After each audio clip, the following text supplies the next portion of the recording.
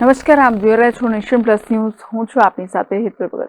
જેતપુર પાવી પોલીસે વિસ્તારના જેતપુર પાવી ટાઉનના કસ્બા ફળિયામાં એક મકાનમાં પત્તા પાના વડે હારજીતનો જુગાર રમતા જુગારિયાઓને ઝડપી પાડ્યા છે.